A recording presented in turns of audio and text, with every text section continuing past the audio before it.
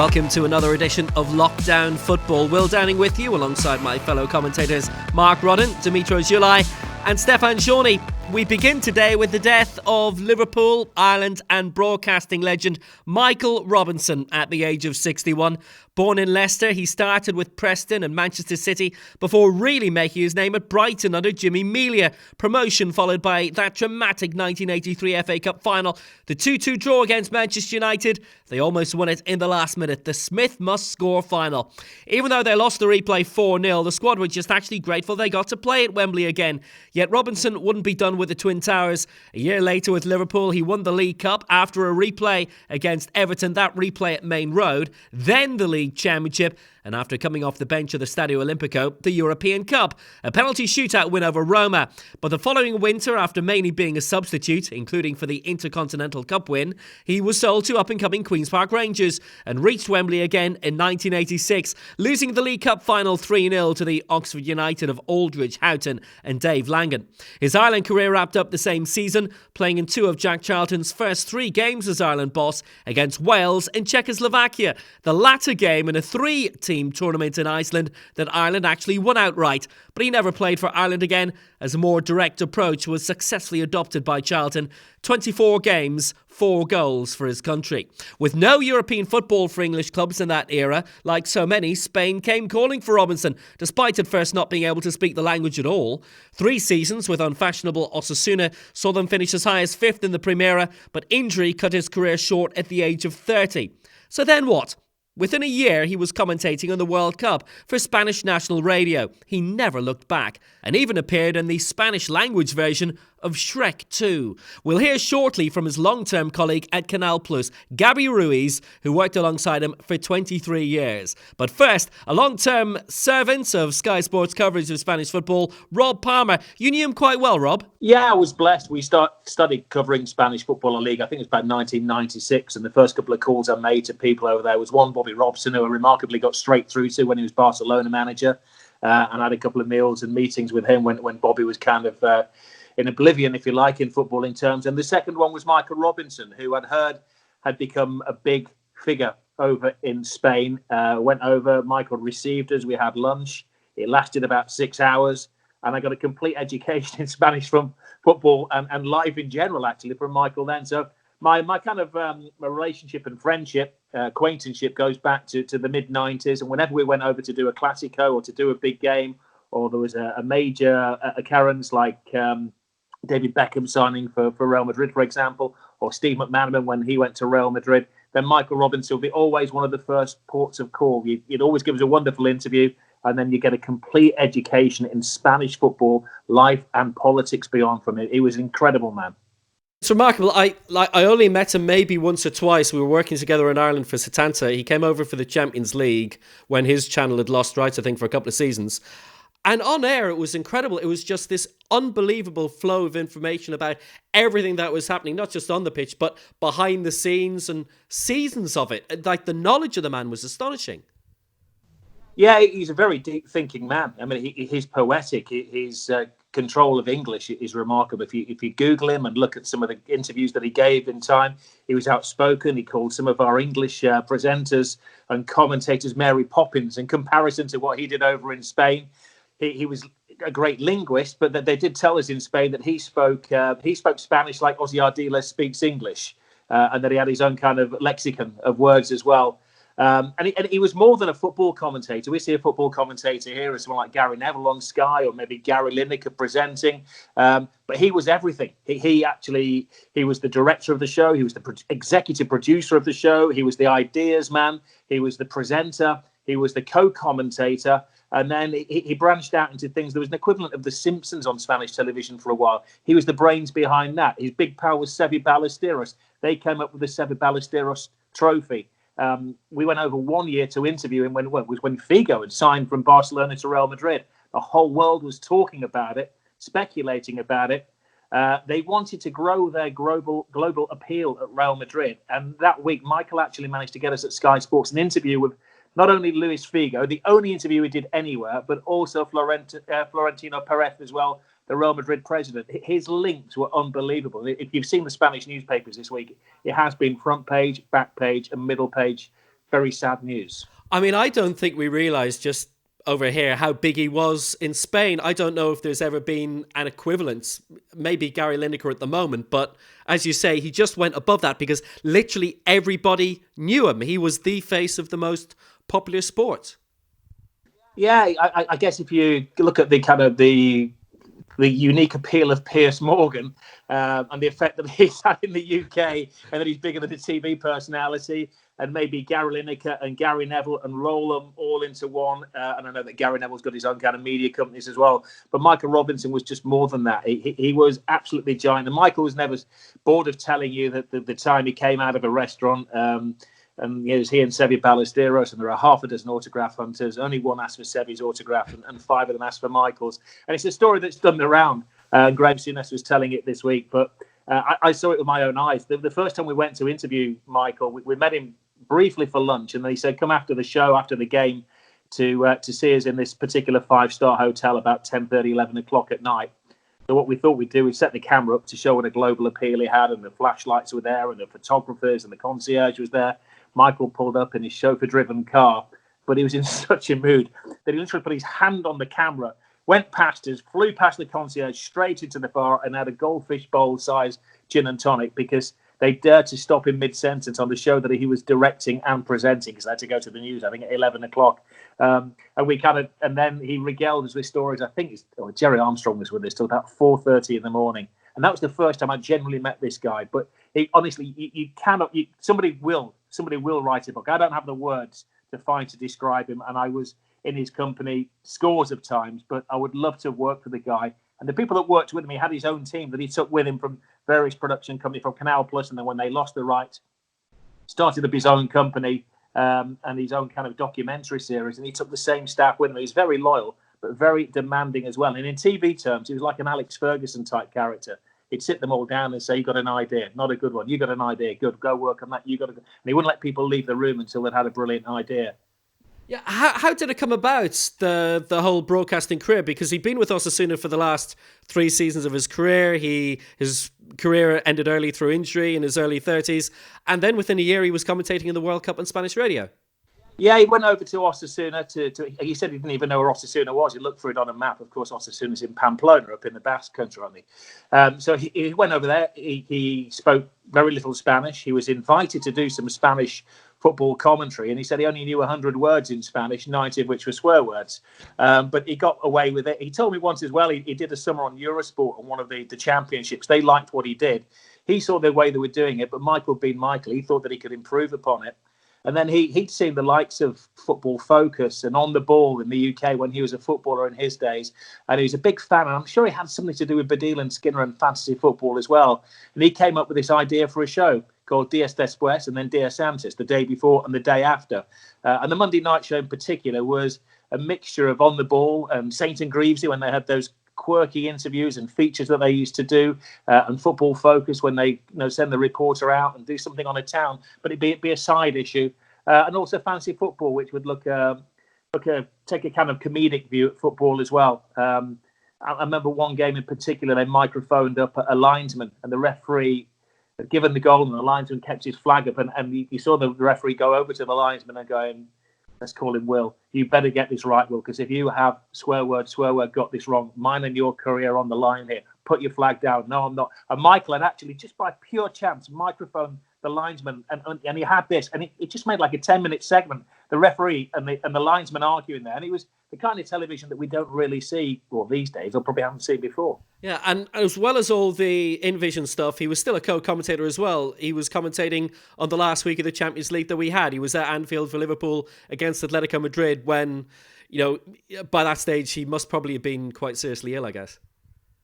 Yeah, I think sadly, it was about 2 years ago that Michael announced on radio, live on radio, typical of him, that he was terminally ill, and he was going to make the most of the time that he had left. I haven't seen him in the last 2 years since he has been, and he had an illness before that as well. And we're aware, and his public profile did diminish a little bit, as obviously he had to look after whatever health that he had. But I think it is just fitting that he came back to Liverpool to do the game on Atletico Madrid, the final game, before we had the lockdown. And he only had a season at Liverpool where he was basically the alternative to Rush and Dalglish in the glorious season when they won 3 trophies he came on and replaced Kenny Dalglish in the European Cup final. And he played for Man City. He's a Preston boy. He came from Blackpool. He played for Osasuna. He played for Manchester City. He had a great run with Brighton. But I think he associated himself more with Liverpool Football Club than anywhere else. So I think it was fitting that his final act as a TV personality and as a football person was at the glorious Anfield Stadium. I mean, there's no doubt, I guess, in England and Ireland, obviously, for whom he played a lot of times until Jack Charlton took over, and in Spain, he's going to be remembered for a long time. Oh, absolutely. I mean, he touches absolutely everywhere. He was a proud Lancastrian. They loved him on Merseyside because he played for Liverpool Football Club. He always claimed, I know there's an interview with Sid Lowe this week, that the Guardian columnist, where Sid was saying that in an interview with him once, he claimed that though his ancestors went back to Cork in Ireland, he felt that they were... he had a background, his roots were that those who had been of the Spanish Armada that had landed on the beaches in Ireland and had settled there, and he hadn't managed to take his family tree back that far. But he was convinced that he was Spanish down at heart, and convinced he came from Celta, which is down there in southern Spain, where he had no association with. But when the club was struggling, he went in there and he actually bought some shares and helped financially save them as well. So he felt he was going back a couple of centuries in time. But if you knew Michael, you would accept that as perfectly normal for him. Nice one, Rob. Thanks for that. We'll catch you again. Dmytro, in terms of Spanish football on TV, in terms of Spanish TV, Michael Robinson was very much the man. Well, yes, especially considering we're talking here about someone who goes to a different country and hardly knows any language, and he was picking it up, of course, from his teammates, and those were funny stories that he was telling about those times. But then when he started working as a commentator first, and then host of one of the best ever football shows in the history of the football television, El Día Después, he became a true legend in Spain. And it's just amazing. We're talking here about an Englishman, because, well, they refer to him as Englishman. He was born in Leicester, and even though he had Irish grandparents, I understand, he called himself El Inglés, of course, in Spain. And what he did was absolutely astonishing, because he was good as a commentator, right? He was good as a presenter. And in 2007, he started his own program called Informe Robinson. And it was just stories, stories of different people from the world of sports, not only about victories, but also about defeats. And I can tell you, you can still find him on YouTube, especially if you do speak Spanish. You can watch him again and again, and so many of them just make you cry, because it was such a brilliant job. And as a presenter, he didn't interfere much, but people opened doors to him. Rafa Nadal was in a very bad spell of his career, and he invited him in, and he spoke to him as if it was someone very close. And people really didn't understand how could a professional player be so open about his problems at the time. And it was happening over and over again. And he was inviting people from the world of sport to go and work in television. That's how he discovered Raúl Ruiz, who played football mostly in the second division in Spain. And together they did another very interesting show that was called Chaos FC. So what they would do, they would find a team in some of the regional leagues in Spain, really low level. And then they would go spend a week with them. Usually a team would have to be really, really bad to be picked for that project. So they would train them. They would invite a former player or a current manager from the top division to give them some talks to prepare them for the game during that week. And again, they were filming so many stories. And when he passed away, it just, you can't really describe how many people, especially from the world of politics as well, those who were growing up watching him, an Englishman, on Spanish television, were talking about him. It's absolutely amazing story in terms of journalism and Spanish television.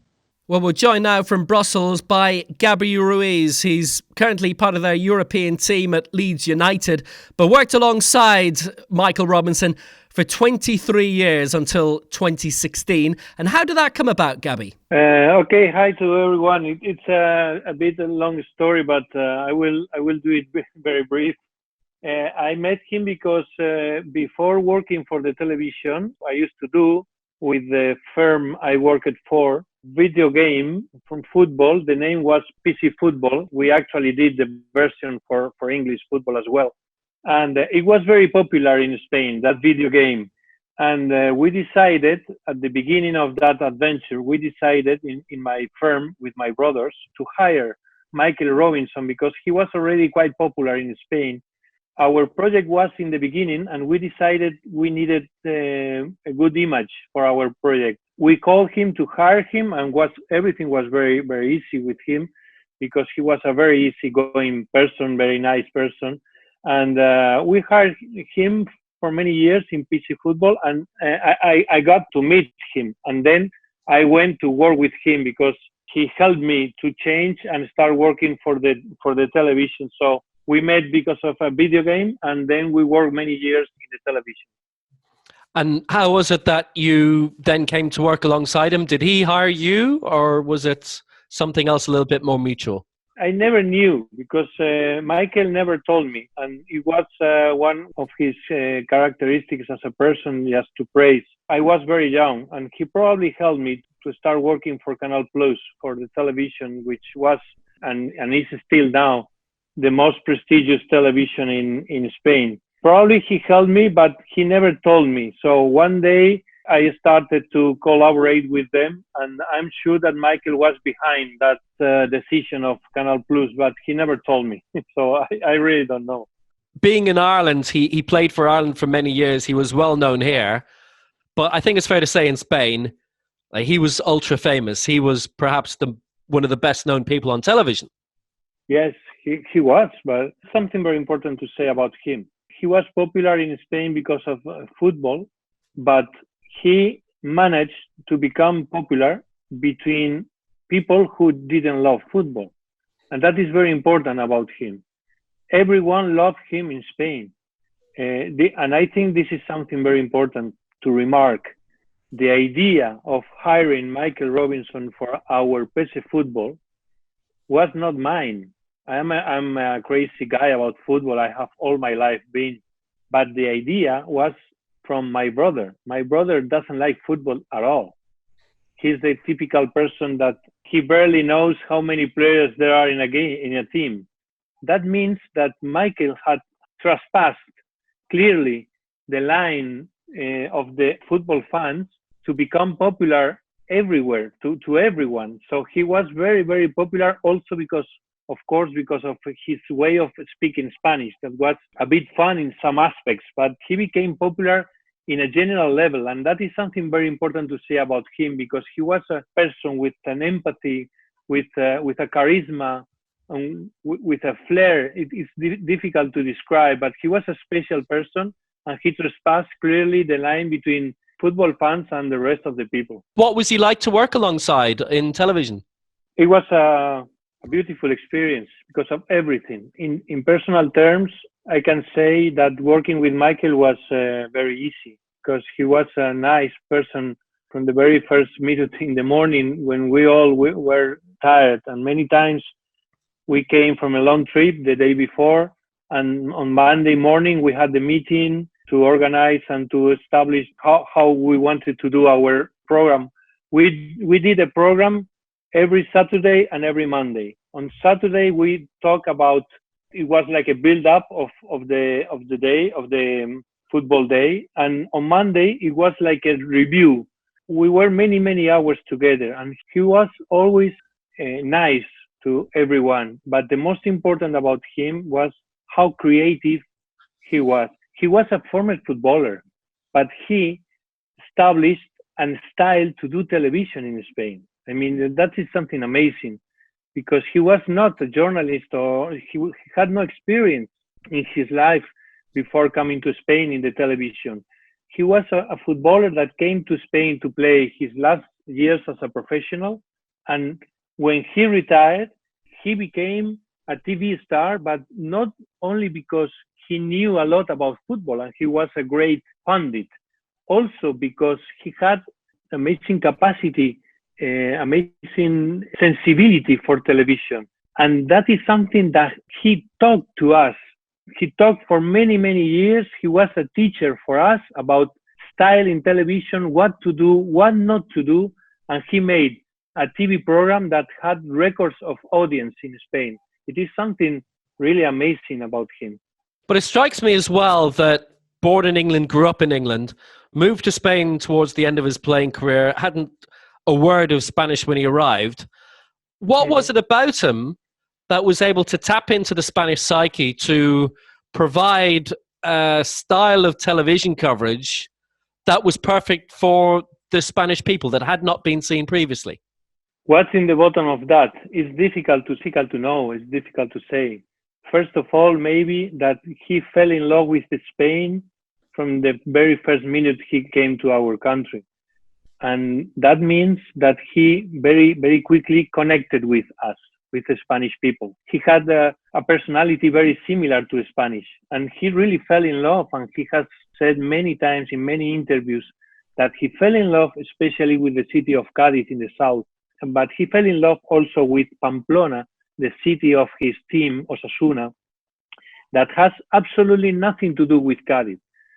The fact that he fell in love with the most two different cities in Spain means that he actually was in love with all our country, with our culture, with our food, with our style of life, means that he understood our mentality. And that is the key, in my opinion. He understood our mentality, and he learned and understood very quickly how we wanted to be told stories about football in television.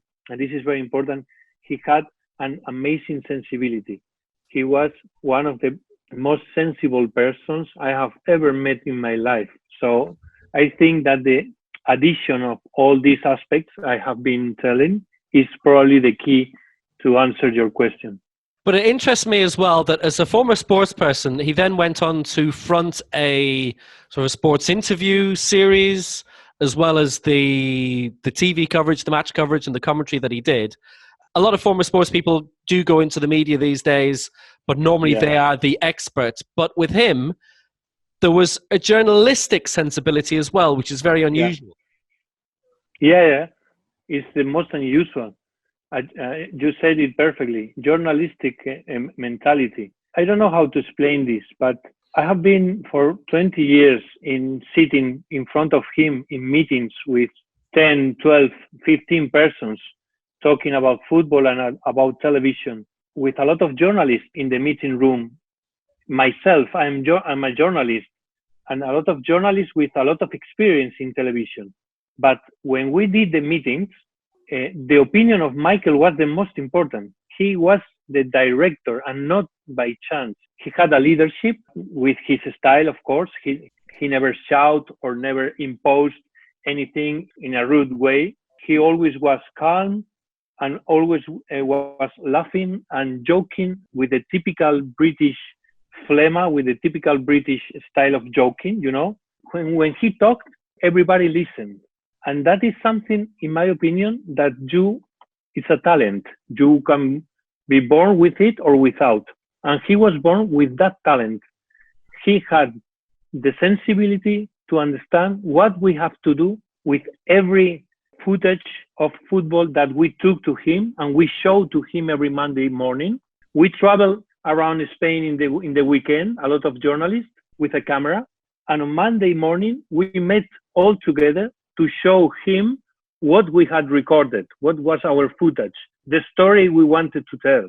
I can swear. He always knew what to do with every story, how we should treat that story, the angle we should make the interpretation of the story.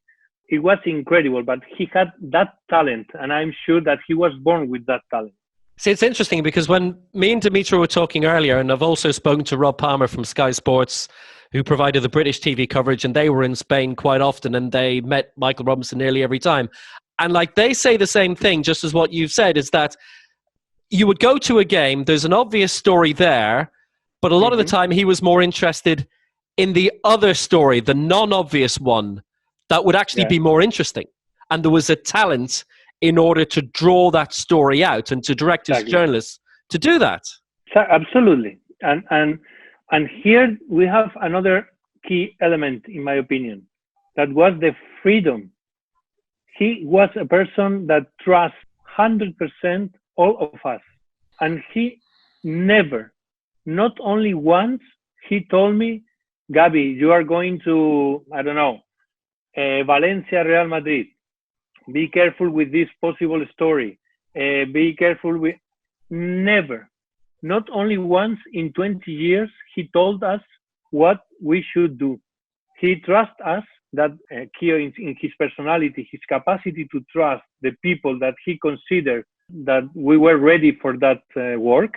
Many times we felt that freedom and used that freedom to go to a stadium and search for the most crazy story you can imagine. And we were sure and we knew that there was no risk with Michael. We could take risk to show him something different. He always appreciated when you went to him with a story and you offered to him a different story. Sometimes having to do with the fans, sometimes having to do the second coach, sometimes someone outside the stadium. Everyone was possible. And that's how he built his charisma and his capacity to run that TV program. The freedom that all of us had, and we took risk for him, and he did well in trusting us. And finally, from me, you're obviously very busy. You've got a strategical role with Leeds United. You're in Brussels at the moment. When's the last time that you actually would have seen Michael, met him? It's a bit of years ago, because I left Canal Plus in 2016. I started working for Middlesbrough, then Leeds United, and last time I met him was in 2016. In that moment, we can say that our lives took different paths, but he remains a friend of mine forever and in my heart, and he's someone I will never ever forget in my life.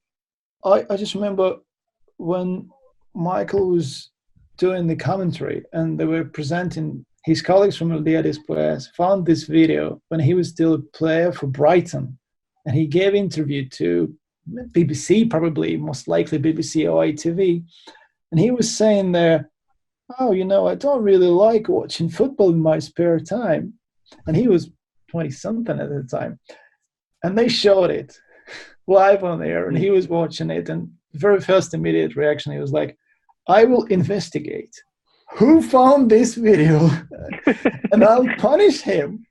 And I think it just tells you everything about him, because the sense of humor that Gabby mentioned and the path that he has taken, because probably, yes, as a professional footballer, he wasn't that much into telling stories, not even into listening stories.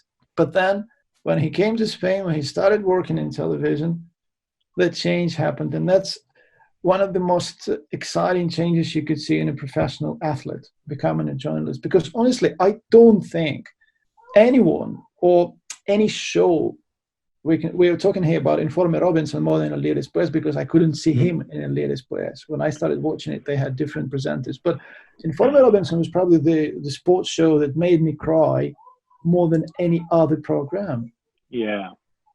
Yeah, and I can tell you, Dmytro, because I also worked for Informe Robinson, and I did some years ago some of the documentaries that Informe Robinson makes every month in Spain, and I share with him also many hours in a TV show, because I used to be a pundit. For instance, in the 2006 World Cup, we were together in a TV show for 35 days in a row.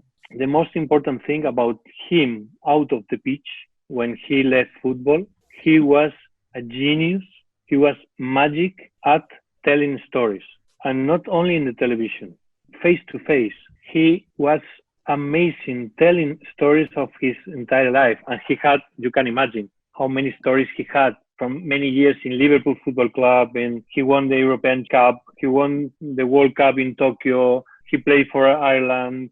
I mean, he had thousands of stories. He told the stories in the perfect way, even if he was a bit like me, that I don't always find the correct word to say in English. He had the same problem in Spanish, but he was magic telling stories. And that is a talent that he, in my opinion, carried with him to the perfection. Gabby, it's been wonderful to talk to you. Thanks very, very much for that. Dmytro, because he was working at Liverpool Atletico, which was the second last day of Champions League football that we've had, he was working pretty much right up until the end. Well, one of his colleagues, Monica Marchante, wrote after his death that he said, "I know that cancer will kill me, but I will not allow the cancer to kill each and every day of my life." And that's how it was. He had an incredible sense of humor. And when he was making some mistakes in Spanish, which is natural, of course, he was a foreigner, he was laughing. He was the first one to laugh about them. He was laughing about them more than anybody else. He was diagnosed with cancer in October 2018, I think.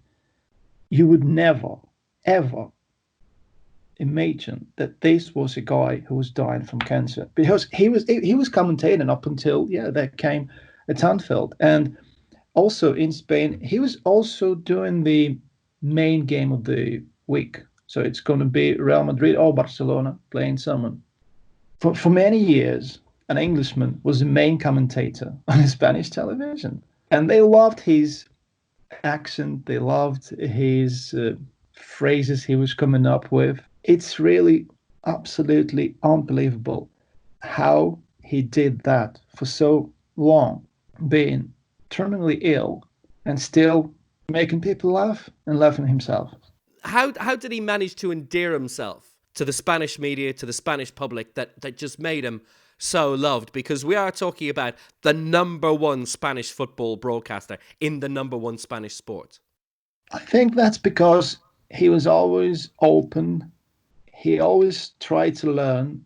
He even said that actually, he was probably adopted Spaniard, and he loved Cádiz. He loved Cádiz a lot. And the thing is, it's something that not too many people have when they move abroad. He wanted to be a part of that country and their culture and their language. And also, it's very important that El Día Después, when it started as a football show in Spain, it was really different. It wasn't talking about tactics that much. They did, of course, but it wasn't the main point. And he had this eye for something unusual. So he would pick people, journalists, young journalists at the time, and send them to different stadiums. And he would tell them to look for something special. And then they would come back and say, okay, we have this, we have that.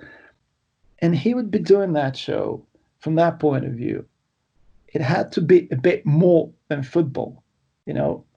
You have to go inside of it. You have to find something. You have to find something that probably at a first sight doesn't even relate to a game you were at, but then somehow it connects. And that's what he did really well. And as his Spanish was getting better, he could tell something, and people would be seeing a person capable of putting words together in a foreign language, which was difficult for him at first because he admitted that. And I think it's a typical situation. Stephane must know that it's also a professional player. The very first words you learn in a foreign language are not the best words. And that was the case with him. He turned out to be one of the best Spanish language speakers of all the foreigners who were part of the Spanish television for the last 30 years. In France, we remember him from 1981, the World Cup qualifier in Lansdowne Road. Ireland beat France 3-2. Even France qualified for Spain 1982. He scored the winning goal against France. And I know he scored 4 goals for Ireland. L'Equipe wrote an article about him and saying it was interesting. He started his career as a Canal Plus. I think we talked about it, before, but it's very unusual to see in the 80s a player from England moving to Spain. It's very, very unusual, especially to play for Osasuna, which is not the top club in Spain. And it's an unbelievable story, as Dmytro mentioned, that he became one of the most recognized figures in the media landscape in Spain. It's quite a remarkable story. And we have to remember as well, with Liverpool, he only spent 1 season and won the Champions League. Unbelievable. Yeah, because in terms of that game against France, the goals were on the news during the week, and he had set up the first, which was an own goal, a brilliant mazy run down the right-hand side. Great cross. Stapleton went in, but it rebounded for the opening goal. France equalised, made it 1-1. Stapleton scored again.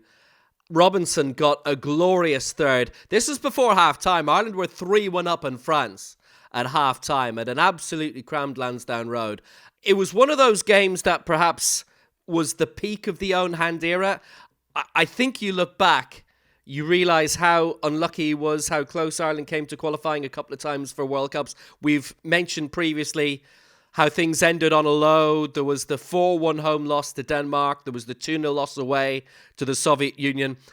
I have to say, I think Ireland probably played much, much better football under own hand than they did under Jack Charlton. But of course, Big Jack got the results. People remember that era with such fondness, and we'll be coming to that a lot more later.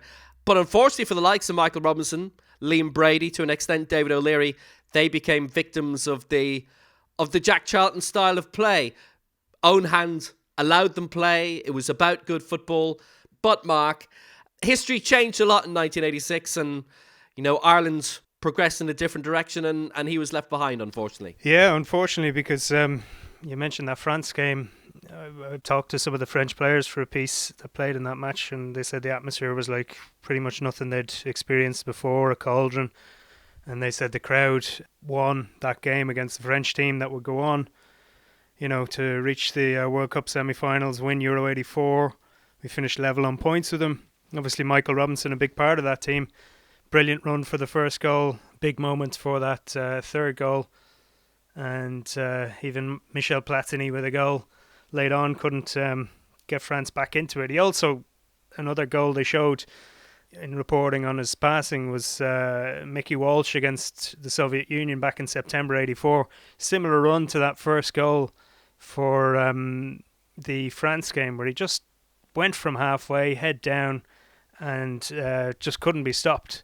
So a player with a lot of talent, and a hat-trick for Liverpool against West Ham as well obviously would have been a huge moment for him. He won 3 trophies in that one season with Liverpool, who were obviously the best team in Europe at the time, and the team apparently he supported as well. So a great career as a player, FA Cup final as well, before having this second life in Spain as a commentator, which was amazing, really. The El País headline talked about a revolutionary in communication, a footballer and a revolutionary in communication. Gives you an idea of the impact he had. 2 things I guess I noticed that just tell you about the man as well. He just seems to have been such a warm man, as Sid Lowe, the Guardian correspondent, said in his piece. Big heart, loved telling stories. You couldn't meet him for lunch and get back before dinner, because he'd tell stories, but he'd listen to you as well, And again, to give an idea of the impact he had, I suppose Seve Ballesteros, a huge figure in this part of the world during the 80s in golf. Graham Souness told a great story on Sky during the week about how Michael Robinson rang him up one time and was delighted. He said he was walking through Madrid. Ballesteros got asked for an autograph once, and Michael Robinson got asked for an autograph half a dozen times, And again, that just tells you how well respected and loved he was. Yeah, that reminds me a lot of my days working with Brian Kerr on League of Ireland matches, and you'd be walking down the street with him, and that's it. You'd be stopped at least a dozen times. That Ireland-Soviet Union game, actually, I think it was around September, October 84. It is the very, very, very first Ireland International I remember watching live. And the thing about Michael Robinson as well is that obviously he'd this magnificent career in Spain, but in the very early days of Setanta Ireland, he was brought over to do a few of the early Champions League seasons there, and Ireland's away internationals they had the rights to for a little while.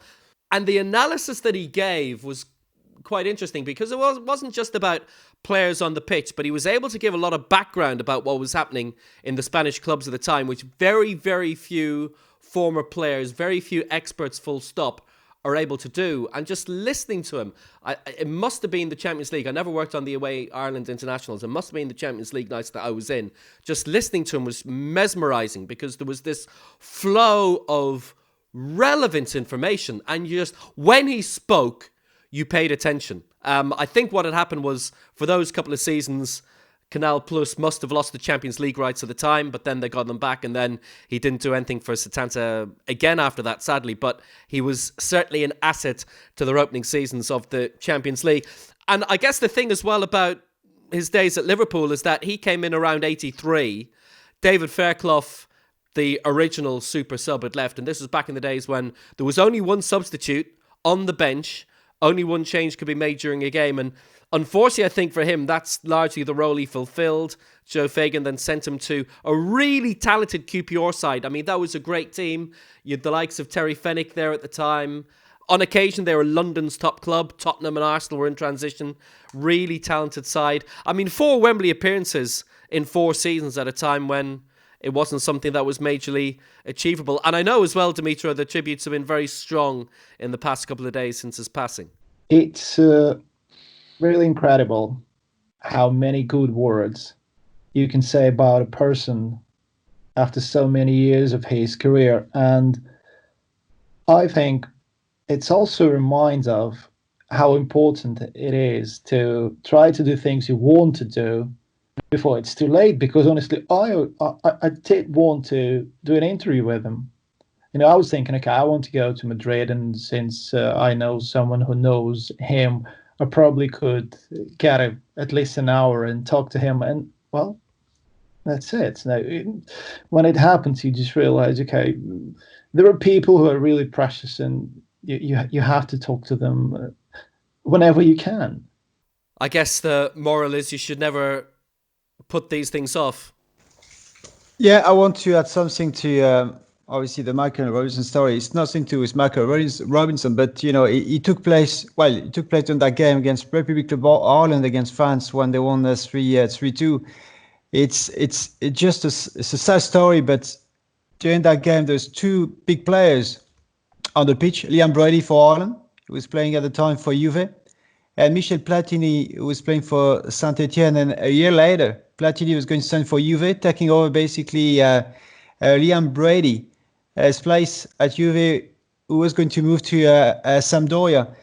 To me, like, it's a massive story in terms of European football, because Liam Brady was probably one of the best players in Ireland for the last 50 years. Very creative, and he was the running force at Juve. And Platini was the upcoming number 10 player in Europe with Maradona. It was around the corner as well. But it's interesting to see that handover between these 2 players facing each other in Lansdowne Road. And to me, like, it's quite interesting from the perspective to see that Platini a year later was taking Liam Brady's place at Juve.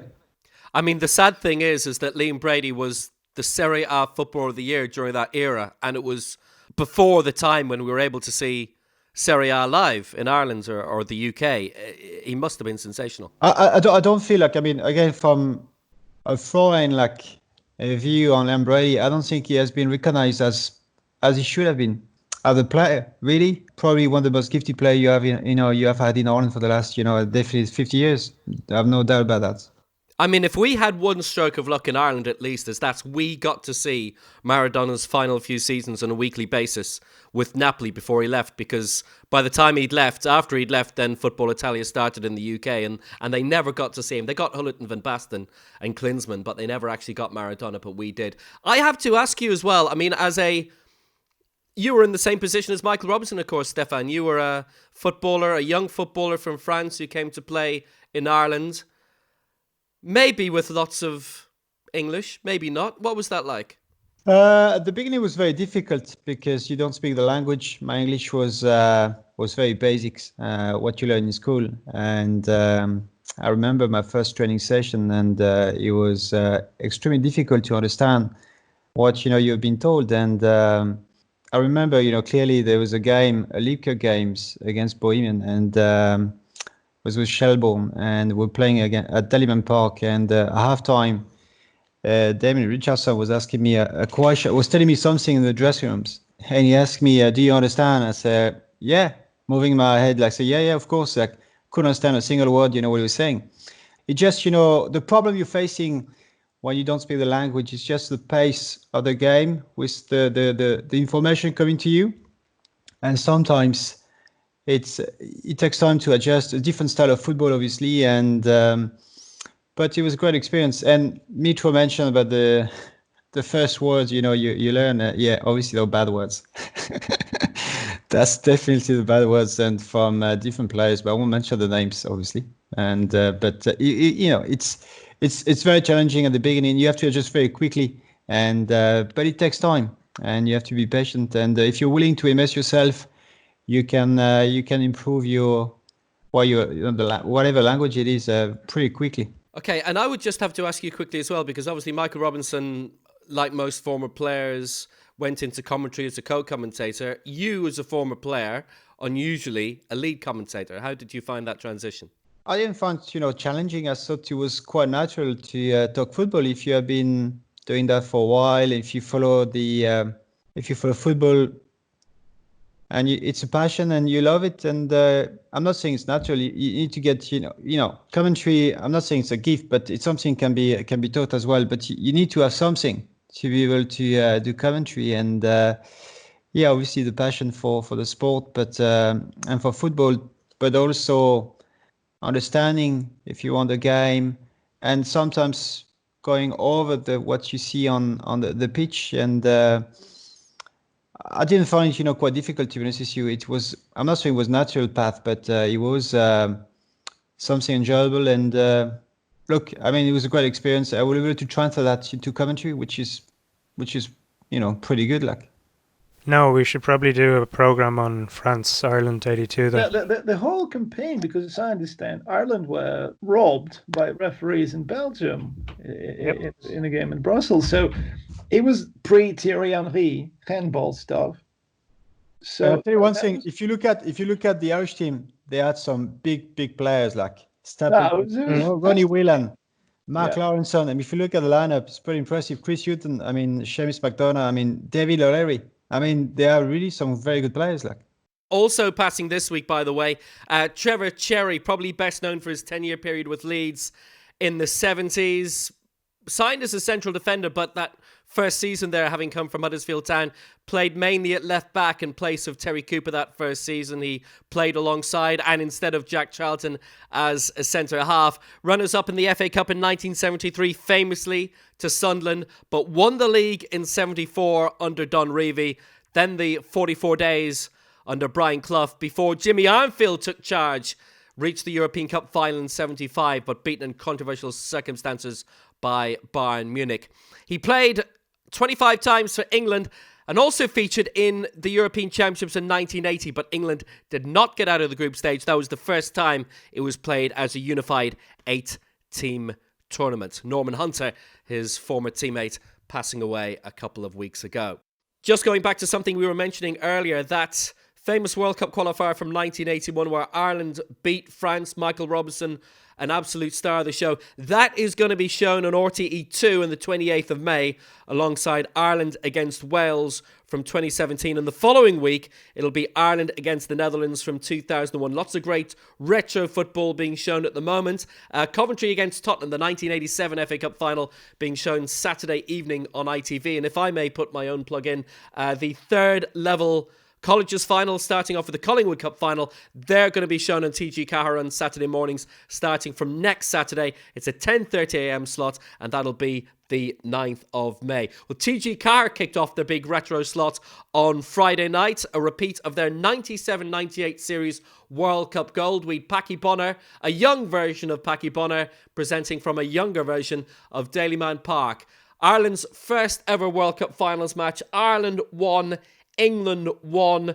Goals from Gary Lineker early on for England, Kevin Sheedy late on for Ireland, which prompted the Gazzetta dello Sport headline the following day: "No football, please, we're British," or as they said, "No football, please, we're English," based on what Mark Kermo described the other week as the 1970s sex comedy that had neither sex nor comedy.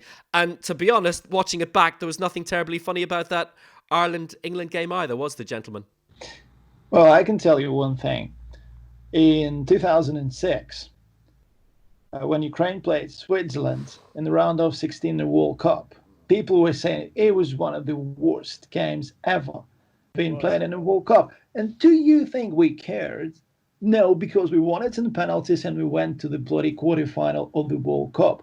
So I think for Ireland to get a draw in that game, 2 years later, after beating England in the European Championship of '88 with a brilliant tiki-taka in the air goal, He was also good. I mean, you probably were expecting something like that, weren't you?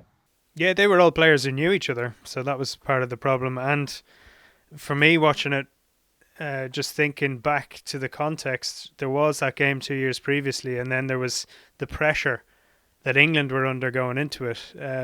Bobby Robson had been in charge for a very long time, didn't have a great relationship with the press at that stage. Even though England hadn't conceded a goal in qualifying, they just about made it. The pressure would have been huge on them going into it, and then there was not so much pressure but almost expectation on Ireland amongst the players themselves. You know, the Euro 88 was a great occasion for them, but this was a chance to step up and prove it on the world stage as well. But again, it was the first ever World Cup game. It was played in horrible conditions, which didn't help. I was just looking back on Brian Glanville's story of the World Cup book, and he said, in truth, England and Ireland was a battle of the dinosaurs. But there did seem to be, again, reading back, just a lot of talk about Ireland being the team that were playing the long ball and that we somehow dragged England down to our level. Both teams are at it, it seemed to me, in that game. And if anything, Ireland, were on the front foot for more in that game and probably could have won it as well. Well, actually, if you remember that group, even though Netherlands, European champions, were there weren't too many goals in those games. So England beat Egypt 1-0, and then it was Ireland v Netherlands, it was 1-1. So in all those games, it was something similar, not too much football. No, you have to remember about that group. It's never happened before or since. The first two games in the group, England, Ireland, Netherlands, Egypt, finished 1-1. So each team in the group, all four teams, were level on points. The second round of games, Ireland, Egypt, which mysteriously is not being broadcast by TG Karen next week, that finished 0-0, and so then did England, Netherlands. So everybody was locked going into the final round of games. Then obviously you'd Ireland, Netherlands 1-1, which is being shown next week, and then England beat Egypt 1-0 to win the group. Obviously, we've said before that it was the lowest scoring World Cup ever in terms of goals per game. It was the highest ratio of penalty shootouts up to that point. That France-Brazil match, 1986, which we're featuring in an upcoming episode, even though we recorded it weeks ago, that was only the second ever penalty shootout in World Cup history, and that was only 4 years previously. The thing which I remember going into that tournament is there was this strange atmosphere in the Irish media, feeling that the English squad wasn't very good. Now, sure enough, they'd lost all three games in Euro 88, had lost to Ireland the opening match, had lost to the Netherlands 3-1, and then lost on the final day to the Soviet Union. And Bobby Robson had worked very hard, had done really well to hold on to his job. But they'd gone through qualifying, sailed through along with Sweden in the qualifying group, and there was this thought in Ireland that, Hoddle and Waddle weren't particularly good players. They were luxury players. They were lacking bottle. There were curious comments very early on in commentary last night about, Peter Beardsley wasn't proving himself in an England shirt despite, breaking through realistically at that level in the 86 World Cup and having that brilliant partnership with Gary Lineker, where he laid so much on for Lineker. Lineker won the Golden Boot and came a goal away from doing the same then in Italy. I mean, Terry Butcher, who was playing regularly in Europe at that stage with Rangers and was very successful, winning lots of Scottish League titles, and had been part of a very strong Ipswich Town side early in the 80s. There was criticism for him. It's easy to forget at this stage, now that we know how well England had done, the quality of that squad, the quality of the players, what they ended up doing at club level, that there was a thought, certainly in Ireland, that the England squad really wasn't very good. They feared Lineker, but perhaps no one else. Well, but the thing is, England didn't probably play really well during the group stage. That's the thing. And also about that World Cup, there are some things that still stand out until today. It had probably the best song ever among all the World Cup theme songs, and it still had some games and performances that remain in memory. You have Cameroon and Roger Milla. Colombia, even though René Guida made those mistakes against Cameroon in the round of 16, Colombia had a good World Cup. England ended up playing a fantastic quarterfinal against Cameroon and a very tense and interesting semi-final against West Germany. Argentina didn't start really well, being world champions, and they ended up playing the final, even though it was just 1-0 against Brazil. It was penalties against Yugoslavia, penalties against Italy in the semi-final. So there was still some bits and pieces of football, and the memories are still there, even though, you can say, it probably wasn't the best World Cup, but there were some things to cherish about Italy 90, I think. Yeah, in terms of the Ireland-England game, Mark, the thing which struck me was just how direct the football was. It was really long ball stuff from both teams. But, I mean, there's no doubt. We mentioned earlier about, the quality of football, the good quality of football that was played under own hand. Definitely it was a bit of an Irish trope at the time that there was quite a bit of long ball stuff, and that manifested itself in the equaliser, as it would do a week later. But, Kevin Sheedy's equaliser, it came from a mistake, and originally a long punt forward by Packy Bonner. Yeah, well, it was interesting because Packy Bonner was grimacing right before that. And he explained afterwards, many years later, that he was apparently grimacing at Kevin Moran and Mick McCarthy coming to receive the ball short because Jack Charlton didn't want that. So, but it shows that the players wanted to play football at times. I thought Sheedy was brilliant in that game, deserved his goal. Steve McMahon, unlucky 13, on for his 13th cap to shore it up after Jack Charlton had changed things, bringing on Alan McLaughlin, who'd only just got into the squad for John Aldridge, switching formation. England responded to that, perhaps because Bobby Robson was under so much pressure from the press. He thought, we need to just hold on here and get a win. He made a defensive substitution. McMahon made the mistake that cost them the goal, which is interesting in itself because I think his father might have been from Ireland, if I'm not mistaken, and he certainly turned down a chance to play for Ireland under-21s in the past. But it was like watching a different sport in many ways, and you have to remember that the back pass rule came in very soon after that, and then there was a clampdown on tackles from behind as well, and that's two things I noticed straight away in that game. You had midfielders in trouble, or any semblance of trouble at all, they'd just knock it back to Shilton or Packy Bonner, and Paul Gascoigne absolutely cleaned out Kevin Sheedy about 5 minutes in. It would have been at least a yellow card nowadays, and Ireland probably would have had a penalty in the first 10 minutes as well when Ray Houghton was taken down by Des Walker, which would have gone to video nowadays. I mean, there's no doubting that. And you mentioned Alan McLaughlin there, who was brought into the squad at the last minute. Gary Waddock had been out injured for a couple of years. His career was almost over. Now, he played alongside Michael Robinson in that great QPR team of the mid-80s. He was set to be in the squad. He was fit. He was okay. He'd been playing football again that season. If I remember, he joined Millwall, who had a couple of great early seasons. Millwall were a top 6 side in the top flight under, I think it was John Doherty in the first campaign there. And Waddock was all set to be in the squad for Italia 90. I thought, again, a decent, creative enough player, and cut right at the end. And Alan McLaughlin brought in. Again, as maybe has been a theme today, a little bit of the ruthlessness of Jack Charlton as an international manager. Well, I think you have to look at the overall picture. In 1990, I mean, look at, obviously the English team, but also Ireland, Scott, and some of the Scottish players were at the time playing, in England. And if you remember, before the World Cup, all the English clubs were banned to play in Europe, following the Champions League final against Juve in Belgium in Ezel. But so it just reflects the quality, in fact, of the display on the pitch. Because those teams were playing very conservative football.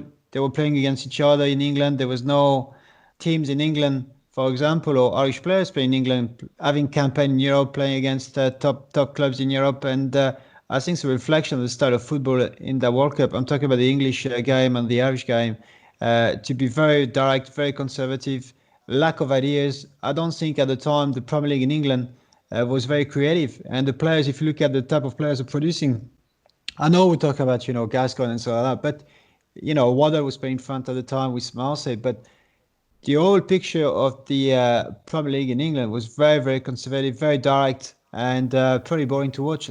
Yeah, and I'd say as well, Will, you mentioned the England team being played down.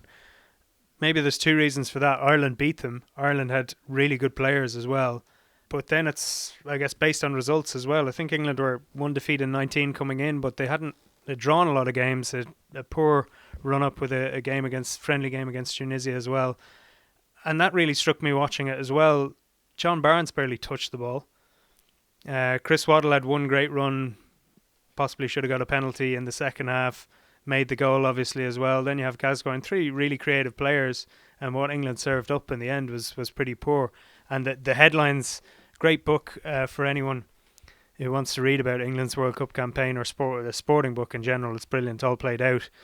Just looking back on that last night, the English headlines afterwards, after that result: England in a shambles, Bobby's bunglers, artless, charmless, worthless. And this was a reference to the long ball game, which I guess may be more directed at Ireland, but at that stage could have easily been directed at England as well. David Lacey in The Guardian said, when it's the Egyptians' turn, they may think back nostalgically to the days when all that afflicted them from the heavens were frogs. Now, it's worth pointing out as well, this was at a period when there was a major tabloid battle. The back pages were quite vociferous against Bobby Robson. I think I'll be quite blunt. In England, there was very little knowledge of the overseas game. A little bit of knowledge about France, Spain, Germany, Italy. They knew nothing about anywhere else. It wasn't shown on TV. There was no internet. There was no knowledge. End of story. So they'd had a match earlier in the campaign where the back page headline, I think in the Mirror, was "Go in the name of God, go." And then in a reference to the last king of Albania, when England scrope a 2-1 away win there, 1989, still the communist era, in Tirana, a different world away from what the England players would have been used to. They won 2-1, but the headline was still "Go in the name of Zog." Bobby Robson was not very popular with the English papers, and it was almost as if they were having a competition for the wildest headline against him. I know Bobby Robson these days, you think about him, he is greatly venerated. He brought England to quarterfinals and semi-finals of respective World Cups, and then a great success as a club manager, PSV Eindhoven, Porto, Barcelona, and so on, and then back in England with Newcastle. But definitely going into that 1990 World Cup, he was unpopular largely in England. It had been leaked as well in advance that he was going to leave England at the end of that tournament and would go and play for PSV Eindhoven, a new order who had produced England's World Cup single. As a result of that, I don't know how they did it, taken Bobby Robson's voice off the record. I'm not entirely certain that's true, but it's what they said. I think we do forget how unpopular England were in England going to that tournament, and also off the back of 10, 15 years of crowd trouble. There was a thought in England that, football hadn't been the most popular game. We didn't realise it, but football was on the way back in the country at the time because so many things happened at once. Arsenal winning the league title in the last minute the year before, those 1990 FA Cup semi-finals, the club game was suddenly becoming popular. The Premier League was on the way, and even though we didn't know at the time, England were on the way to the semi-finals of the World Cup. Yeah, but they're still on the, if you look at 1986, they still went to the quarterfinal, losing in Argentina in 2-1, and starting really well the campaign in 1986 against France. Again, what struck me in 1990 is just, the quality of football generally, again, especially for that game, England and Ireland. And I know there's a dispute in Ireland saying that Jackie Charlton could have played a different brand of football, because he had, some very good players in the team.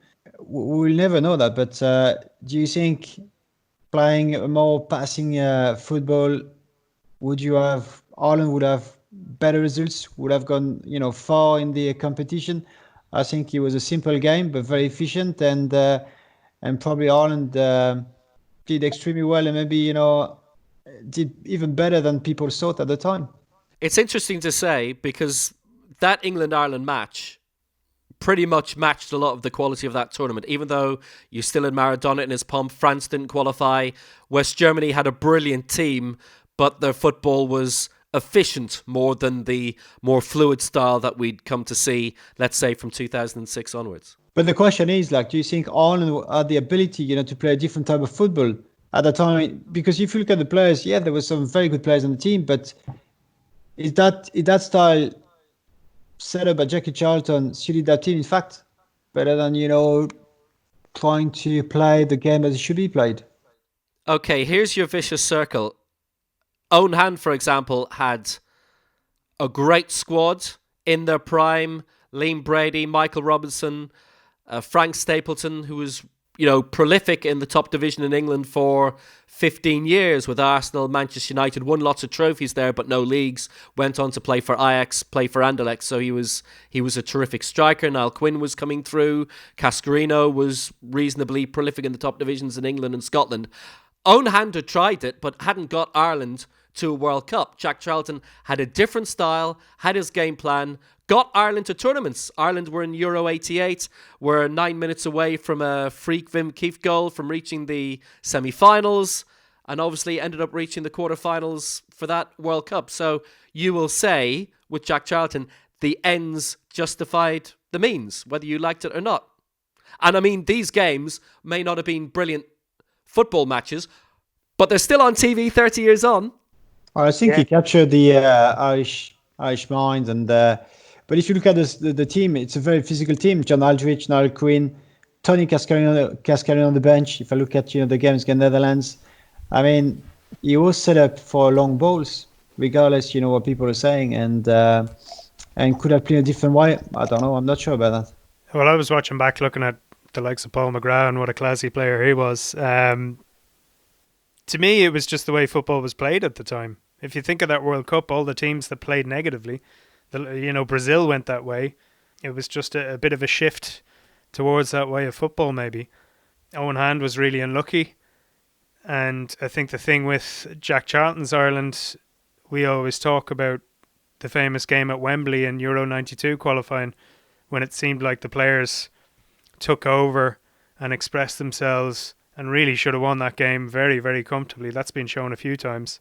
And that was potentially our best side that didn't make Euro 92.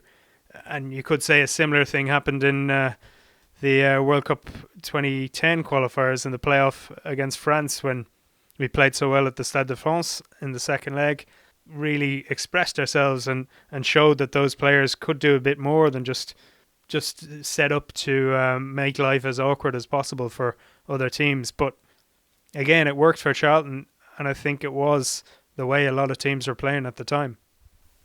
Well, I think you embedded as well into the English club's culture that at the time we were playing, obviously negative football, long balls. And if you look at, from a French perspective, if you look at in the 80s and 90s playing in English clubs, you say, obviously it's going to be a challenge physically.